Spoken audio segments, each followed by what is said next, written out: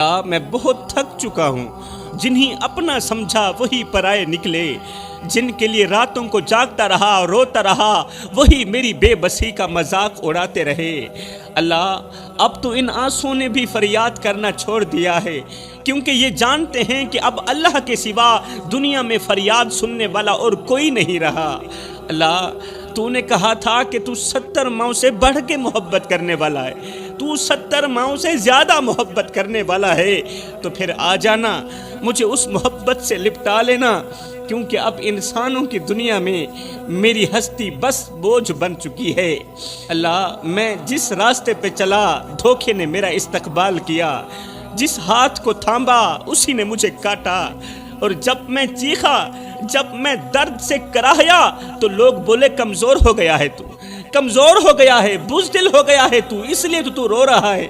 میری ماں نے مجھے دعا دی تھی کہ بیٹا کبھی کسی کو دکھی نہ کرنا، پر کاش وہ یہ بھی دعا دے دیتی کہ کوئی میرے بیٹے کو بھی دکھی نہ کرے، کوئی میرے لال کو بھی دکھی نہ کرے۔ میرے رسول کریم نے فرمایا تھا اللہ اس کے قریب ہوتا ہے جو ٹوٹ کر گر جاتا ہے۔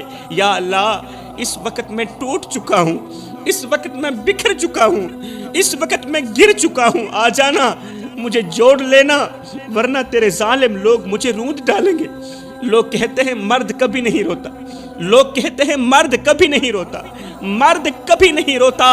سنو، جب باپ کا کندھا نہ رہے، ماں کی گود باقی نہ رہے، بہن کی آواز سنائی نہ دے، بھائی بے وفائی کر جائیں، اور جب بیوی بیگانی ہو جائے تو اس وقت مرد کا صرف دل نہیں روتا، اس کی سانسیں بھی رو پڑتی ہیں۔ مرد کیوں نہیں روتا؟ مرد رلایا جاتا ہے، مرد تڑپایا جاتا ہے۔ بد نصیب وہ نہیں جو دنیا ہار جائے، ارے بد نصیب وہ ہے جسے اللہ کسی مظلوم کی آہ کا نشانہ بنا دے، بد نصیب وہ ہے جسے اللہ کسی دکھی انسان کی آہ کا نشانہ بنا دے۔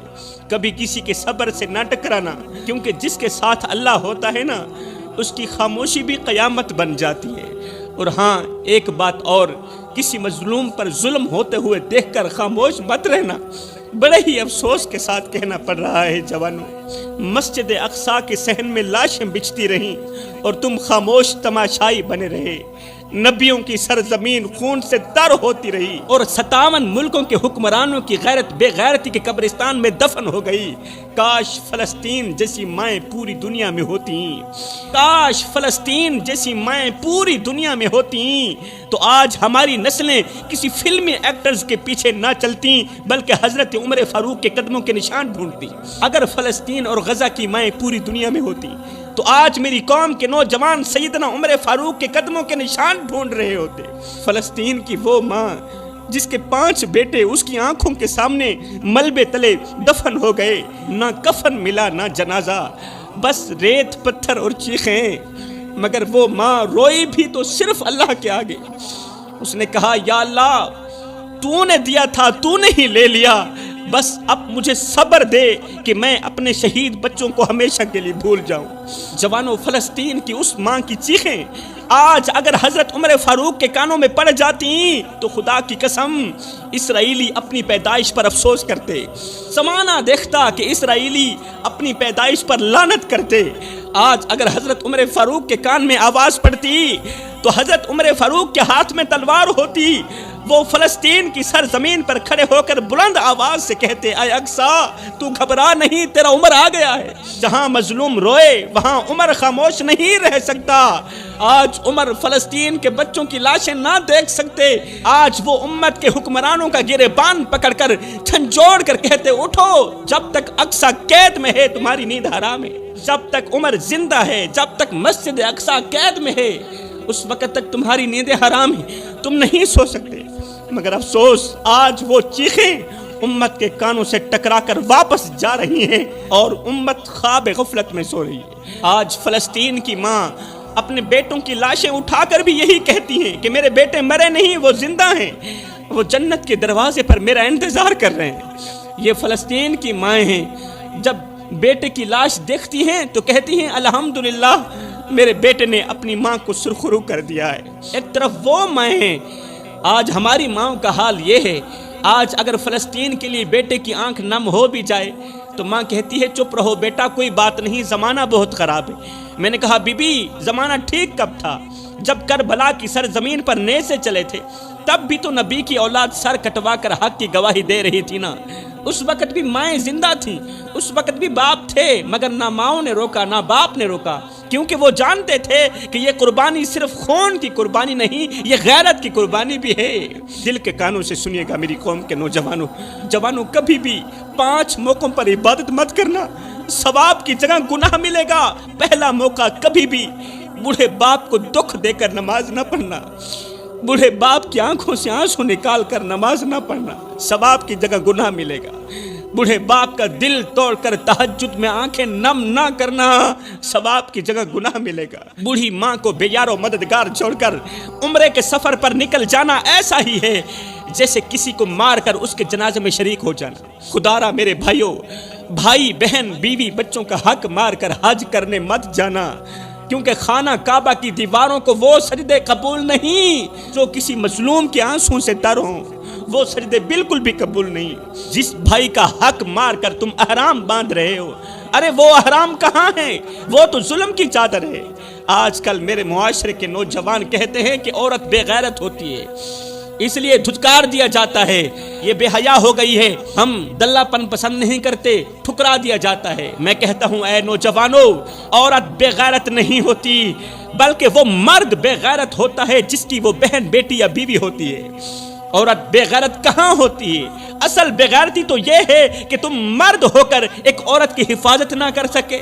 جب وہ ماں بن کر تمہاری گندگی صاف کرتی تھی تب تو وہ بے غیرت نہیں تھی، جب وہ بہن بن کر تمہارے کپڑے دھوتی تھی، تمہارے جوتے صاف کرتی تھی، تب تو وہ بے غیرت نہیں تھی، جب وہ بیوی بن کر تمہارا غصہ، تمہاری چپ، تمہارا غرور سہتی ہے، اس وقت بھی وہ تمہاری عزت ہوتی ہے، اور جب وہ تم سے اپنا حق مانگنے کے لیے آواز بلند کرتی ہے تو تمہیں اس کی غیرت یاد آ جاتی ہے۔ غیرت کا وزن عورت کے دوپٹے سے نہیں، مرد کے کردار سے ناپا جاتا ہے۔ اور جب عورت بگڑ رہی تھی تو اس وقت مرد کہاں مر گیا تھا؟ جس نے وقت پر عورت کا ہاتھ نہیں تھاما تھا، جس نے وقت پر عورت کو سمجھایا نہیں تھا۔ ایمان سے بتاؤ، عورت کے ہاتھ میں موبائل کس نے دیا؟ عورت نے دیا؟ نہیں، مرد نے دیا۔ عورت کو با اختیار کس نے بنایا؟ عورت نے بنایا؟ نہیں، مرد نے بنایا۔ تم نے اسے موبائل تحفے میں دیا، اور جب اس نے اسی موبائل پر ناچنا شروع کیا تو تمہاری غیرت جاگ گئی۔ تم نے ہی اسے ماڈرن بننے کا مشورہ دیا کہ ماڈرن لڑکیاں ہمیں بہت زیادہ پسند ہیں، اور جب اس نے ماڈرن کا لباس پہنا تو تم نے کہا بے غیرت ہو گئی ہو، تم نے کہا بے حیا ہو گئی۔ اور نادانو، تم نے ہی تو اسے ناچنے کا مشورہ دیا تھا، تم نے ہی تو اسے پینٹ شرٹ پہننے کا مشورہ دیا تھا، تم نے ہی تو اسے ماڈرن بننے کا مشورہ دیا تھا۔ اگر عورت چپ چاپ تمہاری بات سہتی رہے تو وہ اچھی ہے، اور اگر کسی بات کا جواب دے دے تو تم کہتے ہو عورت بے ادب ہو گئی ہے۔ عورت جب تک برداشت کرتی ہے تب تک تم مرد کہلاتے ہو، اور جس دن وہ سوال کرتی ہے اس دن تمہاری غیرت جاگ جاتی ہے۔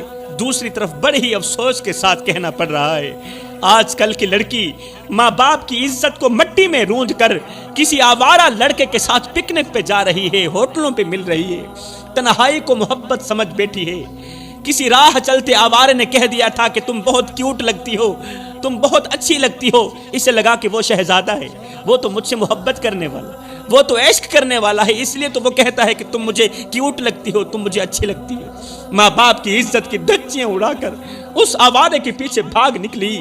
6-7 دن تو بڑے پیار سے گزرے، 8ویں دن فلمی محبت کے بعد 9ویں دن اس اجنبی کا لہجہ بدلنے لگا، 10ویں دن آواز بھی سخت ہو گئی، اور 11ویں دن پتہ چلا کہ وہ آوارہ لڑکا اسے طلاق دے کر کسی اور لڑکی کے پیچھے بھاگ نکلا ہے۔ میری بہن، تجھے کس نے کہا تھا کہ ایک اجنبی تیرے لیے سب کچھ ہو سکتا ہے؟ تجھے کس نے کہا تھا کہ گھر سے بھاگنا عزت ہے؟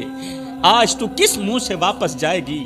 جس باپ نے اپنی جوانی تجھے پالتے ہوئے گزاری، جس ماں نے اپنی چادر میں تجھے چھپایا، آج تو ان ماں باپ کی عزت کو بازار میں لے گئی، انہیں معاشرے میں کسی کو منہ دکھانے کے قابل نہ رکھا، اور آج جب وہ آوارہ لڑکا تجھے چھوڑ گیا، آج تو واپس اپنے ماں باپ کے گھر جا رہی ہے۔ ایمان سے بتا، آج بوڑھے ماں باپ کو منہ دکھاتے ہوئے تیری غیرت تجھے جینے دے گی؟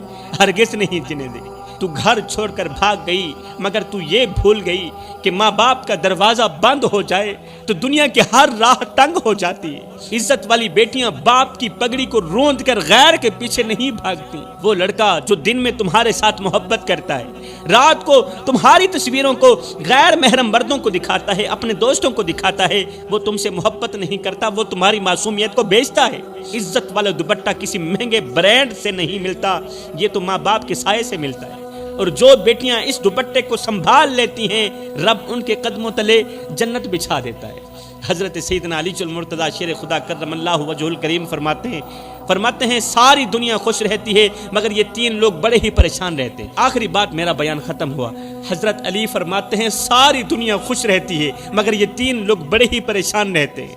پوچھا گیا حضرت وہ تین لوگ کون سے ہیں؟ فرمایا پہلا مددگار جو کسی کا درد دیکھ کر چپ نہیں رہ سکتا، اپنے منہ سے نوالے نکال کر دوسروں کے منہ میں ڈالتا ہے، اپنی رگوں سے خون نکالتا ہے دوسروں کی رگوں میں ڈالتا ہے، مگر جب اس بیچارے پر برا وقت آتا ہے تو لوگ اس پر دیکھنا بھی گوارا نہیں کرتے، اس لیے یہ ہر وقت پریشان رہتا ہے۔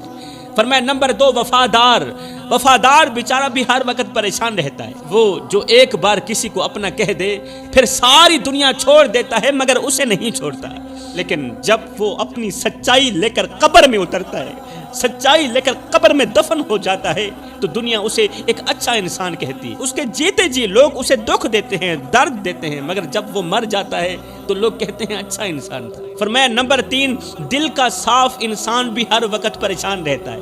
اگر دل کے صاف رہو گے تو ہر وقت پریشانیوں کی دلدل میں ڈوبے رہو گے۔